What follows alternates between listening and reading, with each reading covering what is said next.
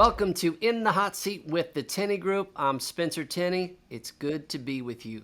Today we have a special client edition of the Hot Seat. Former client Paul Marston from Abenaqui Carriers. Paul, welcome to Hot Seat. Thank you, Spencer. Great job saying the name. Well, I did my best here. So before we heat things up a little bit, can you tell us a little bit about the company you recently sold, number of trucks, location, and then that'll provide a little context for where we're headed. Sure. We're primarily a petroleum hauler up in the Northeast. Covered all of New England up into Montreal. We had 55 company trucks and another 6 or 7 owner operators. It's a second generation family business. My dad started in the mid 70s. I took over in 2001 as CEO. My folks had recently passed on my mom last year, my dad back in 2018. And so my brother and I looked at this as an opportunity to move on to do different things. Well, I am so grateful that you have taken time to kind of share your experience with our audience. I think there's going to be a lot of good nuggets in this conversation. So let's jump right in. You mentioned like this decision. You've already kind of got out in the open like how you arrived at the interest in doing something different. What was it about you and your brother just deciding? Tell us about how you guys had that conversation following, your parents passing on. I mean, what was the conversation that ultimately led to you guys agreeing that it was time to move on? Um, I think that a lot of that was we'd grown the company. Trucking's hard, right? I mean, everyone that watches this is going to associate with that. We rock and rolled in the 2000s, like unbelievable. And then the recession hit, and we went from, I don't know, 4 or 5 million to 25 million down to 10 million. And we weren't going to make it. We shouldn't have made it. And if it wasn't for some critical peer insights and so forth and divine intervention, we wouldn't have made it. And then we battled back, and we clawed our way out. The business took care of my mom. It took care of my dad. Um, and now that we're on the other side and done well again, we kind of looked at each other and said, I think it's time that we each find our identities outside of these businesses and explore new potentials. From my feeling, is been honed with so many crazy experiences through trucking and with some other investments that I wanted to share. I want to help other people.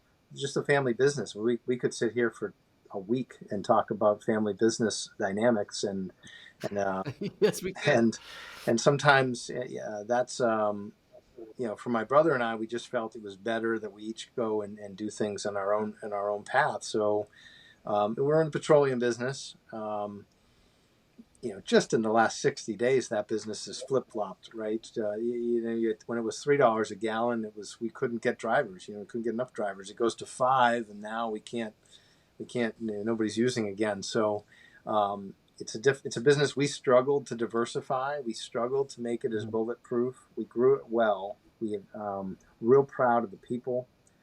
Great Hmm. leadership team. Great people in the company, and but the ability to scale up and to keep the growth, I kept hitting ceilings, to be honest with you. And they just we were very fortunate to do some acquisitions. Like I said, doubling our business in the last, I don't know, 5 years was fantastic.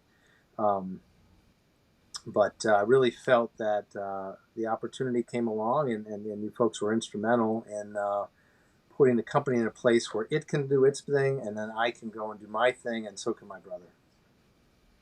Well, I definitely want to unpack what your thing is a little bit later in our conversation. But so you arrived at a decision to sell, and obviously we're here because you chose to lock arms with Tenney Group to go facilitate that. But I think it's important to help our audience understand, why did you ultimately choose to hire a third party to do the sale, and why was it Tenney Group? Sure. So I had sold divisions before and bought Hmm. divisions before. Just told you we did 2 acquisitions in the last 5 years, and those were fine. When I had sold divisions back in, we had sold divisions. Um, some of those same buyers were two competitors in the market that we would go to again. I felt Hmm. that there were some family dynamics at play, and we were dealing with generational transition as well. So I really wanted, number one, to make sure that this was an arm's length process. And number two is I never felt from being inside the bottle that I was the one giving the right prescription. So I've never done this before. My hope was that, and it played out this way, that you all could blanket the field out there in an anonymous fashion that would allow us to maximize our return, things that I couldn't do. Very close knit industry. I have a couple of phone calls I could make. And so really it was the combination of being an arm's length transaction, and then really, and I knew it would be distracting. And so I wanted that professional input. Oh, I think that's great. I appreciate you sharing that. So you get into the process, and then overnight you're like, I've hired somebody, but it actually still is another job. so, so, what were some things that you learned during the process that you think would be helpful to pass along to the folks watching this? One thing on the journey to select you all, the one of I had a board. I had put a board, an advisory board. Well, for me, it was literally a board of directors, but most people would have advisory boards. And one Mhm. of my board members was a very accomplished private equity person out of Boston, and so he knows your space, knows what you do, interviewed you all, and came back to me and said, "Where'd you find these guys?" And this will probably get up as B-roll because you can't say this about yourself. But he said to me, "Where'd you find these guys? They know what they're doing. They they are they for your little cottage industry. They're asking all the right questions. These are the kind of people that will lead you through the process properly." And while my board member stayed in touch with the process, he did very little heavy lifting. So that's what my plug for Tenney Group, and that played through the whole time. You guys were professional from the beginning to the end. Surprises. I guess in some ways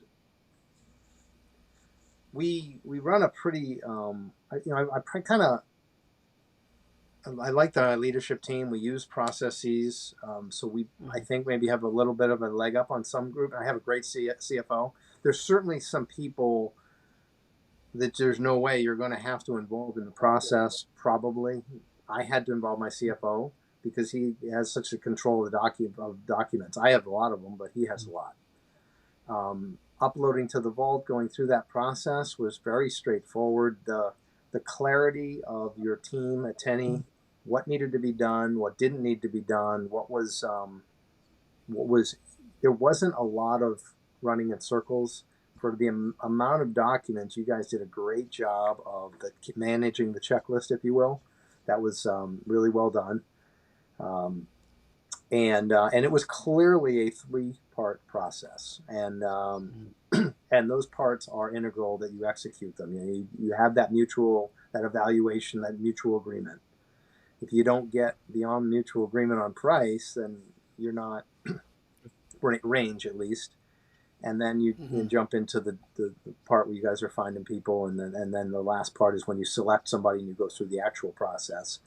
And those are really important to have done each phase with integrity, because if you we ended up getting an offering price that was in our range, and that was really great.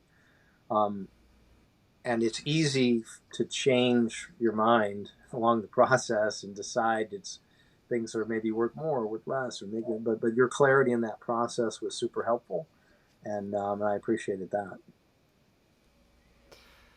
I appreciate you saying that, and so I think this kind of goes into like you're phasing out into a new chapter, but there's also people that are kind of looking at this whole process with maybe some anxiety, some trepidation. So, what advice would you give to someone who says, "I'm probably going to sell 12 to 18 months from now"? What type of advice around preparation would you give them? Yeah, well, that first phase, you guys need a Mhm. decent amount of paperwork. You guys are doing like an internal audit to come to. You got to understand the business. and then the business owner's got to make sure they understand their own business, and then you guys kind of we come together and we decide on what's the right range and what's the high and the low, Right. and what are the add backs. That's probably one of the bigger Mhm. things. And so, yeah, you say 12 to 18 months. Yes, having that advanced, the more it's never too soon to start the conversation. Um, and I think as a business owner, you're curious, what's my company really worth? Right. And some of that can be flushed out just in the initial conversations. You're going to figure out your EBITDA range. If it's an EBITDA deal, Right. probably is. What's the range? And that then that range, it's 3 to 5. Well, that's a pretty big Mhm. variable, right? Or three to Mhm. or 6 to 8, or whatever the industry that you're dealing. But then it's, I need to know more about your business. We need to know about your receivables. We need to know about your margin. We need to know about some other things, your team, and that just can't begin soon enough, because I don't know, if as an entrepreneur, I'm curious. I want to know. Right. and And obviously, if you discover something that you don't like, you have time to make the adjustments so that you're not caught off guard when you need to Yeah, sell. phase one is Um, has some costs, probably different for everybody, but mhm. you have a benefit. You just immediately get benefit out of that. You go through it, you put in the work, you got to come up with the documents, but then you get back. Look, uh, I'm on the right planet, that I might get this or not. I mean, because your mindset might be, I thought I was going to be a 5 times EBITDA, but it's probably only going to be 3.5. But you also could get, there's a component or two that you really need to look and address. Here's some weak spots we need to Right. fix. Um, no one's buying your old equipment at the prices you think, so, or something to that. There's a lot of strategy there. We Right. fall in love with stuff we have, and then we, undervalue stuff we want. I think those are great insights. You're 2 months or 3 months away from officially closing. So a lot of our clients in the past, they kind of see themselves in this transaction, kind of transitioning from success to significance in some ways. And so, um, what does that mean to you? I mean, you're starting a whole new chapter of life. You mentioned about you and your brother kind of charting out your own unique identities. What does that mean to you? So I started praying on this before the deal closed, but not a lot before that, because I'm concerned. You never know until the deal is done. And you guys did Right. such a tremendous job putting our arrangement together.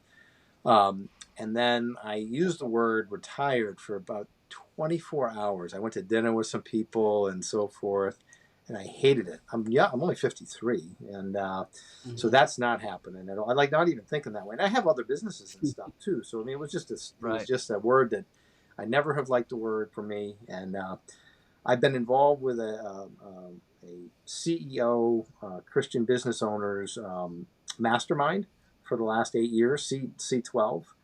And C12 and that group of peers has been, I'm surrounded by a dozen of my own peers, plus a greater group of CEOs.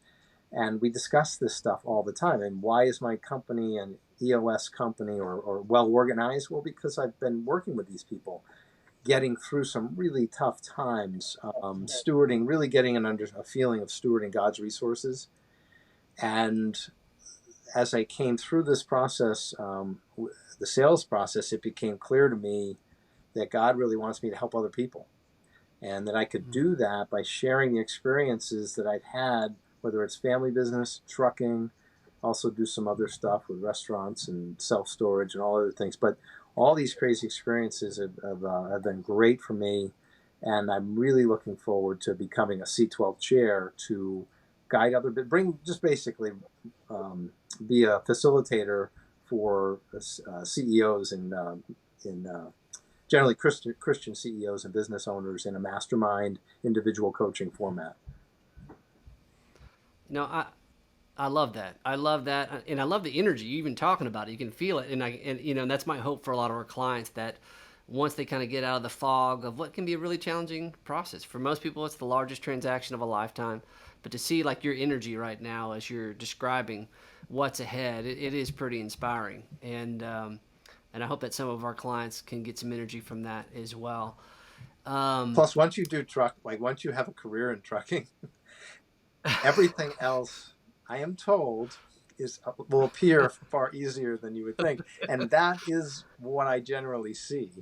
Well, And especially working with these other, not that life's easy. Life is not easy, and not easy being a CEO in any category. But we fight for those 3 and 4% margins in trucking, like with that all that risk and all that capital. It is something that hones us to do to help others. Well, I'm grateful for your thoughts there, and just to validate that, I have a tremendous amount of anecdotal evidence from past clients that suggest that almost everything is easier after this. So, and to watch them thrive is quite remarkable. Hey, listen, Paul. I mean, you don't have to be here. We know you're super busy. I'm so grateful that you've taken the time to help educate our network and to share your experiences. I wish you the absolute best in terms of this new chapter with C12 and your leadership and the impact that you're going to make there. And so, best wishes to you. And that's going to do it for us in the hot seat, sir. We will see you next time.